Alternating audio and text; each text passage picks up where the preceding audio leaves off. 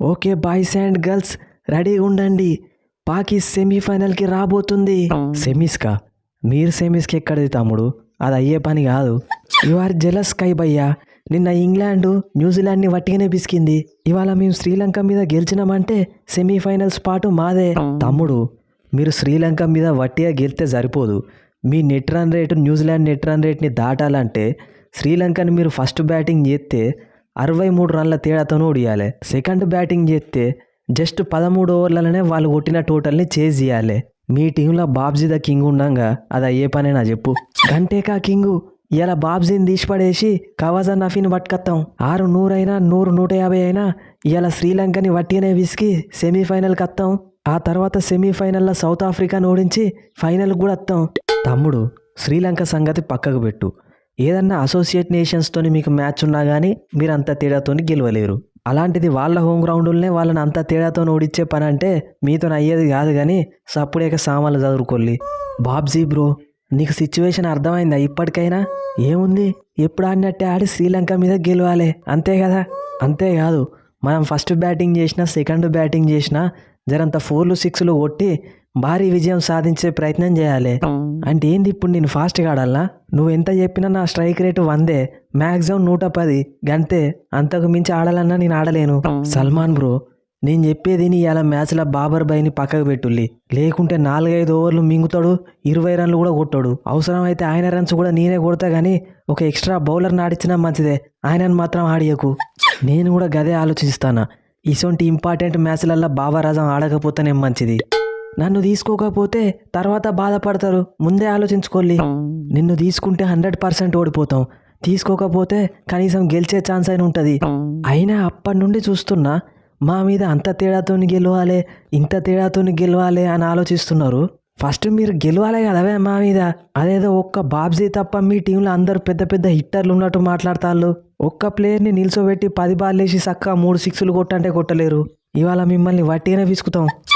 ఇదెక్కడి బాధ వచ్చిందివే ఫర్హాను. ఈ మ్యాచ్ మనం శ్రీలంక మీద ఓడిపోయినా మనల్ని మింగుతారు, గెలిచినా ఒకవేళ భారీ తేడాతో గెలవకపోయినా మింగుతారు. ఎటు చేసి మనకు మింగులు తప్పేటట్లేవు కదా. మన చేతులు ఉన్నది బాబ్జీని డ్రాప్ చేసి దేవుని మీద భారం వేసి ఆడుడే, గంతే. అదే చేద్దాం.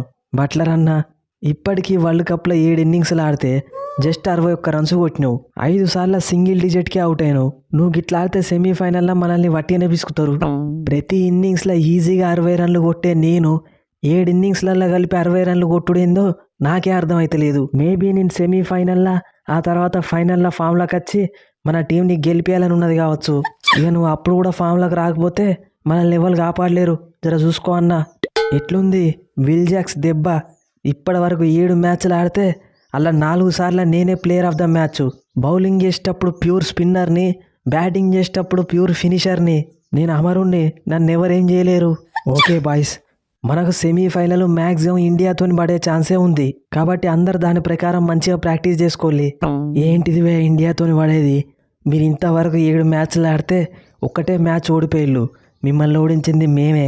అట్లనే ఇండియాను కూడా ఓడించి సెమీఫైనల్కి వస్తాం.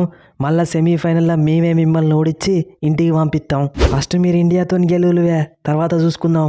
శనక, వాస్తవం చెప్పాలంటే మేము ట్రోఫీలు గెలిచినా గెలవకపోయినా ఏ ఐసీసీ ఈవెంట్లనైనా ఖచ్చితంగా సెమీఫైనల్కి వస్తాం.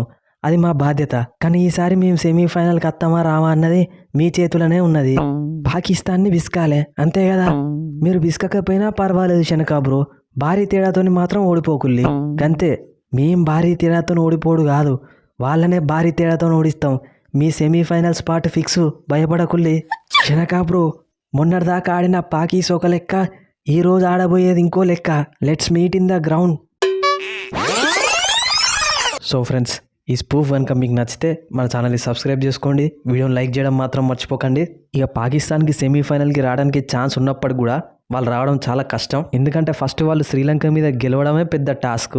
అలాంటిది మళ్ళీ వాళ్ళు 13 ఓవర్లలోనే చేజ్ చేయాలి, 60 రన్స్తో విన్ కావాలంటే వాళ్ళతో అయ్యే పని కాదు. కాబట్టి మ్యాక్సిమం ఈ గ్రూప్లో టాప్లో ఇంగ్లాండ్ ఉంటుంది, సెకండ్ పొజిషన్లో న్యూజిలాండ్ ఉంటుంది. ఇక మన గ్రూప్లో సౌత్ ఆఫ్రికా ఎట్లయినా జింబాబ్వే మీద విన్ అవుతుంది కాబట్టి టాప్లో సౌత్ ఆఫ్రికా ఉంటుంది, సెకండ్ పొజిషన్లో మనం లేకపోతే వెస్టిండీస్ ఉండే ఛాన్స్ ఉంది.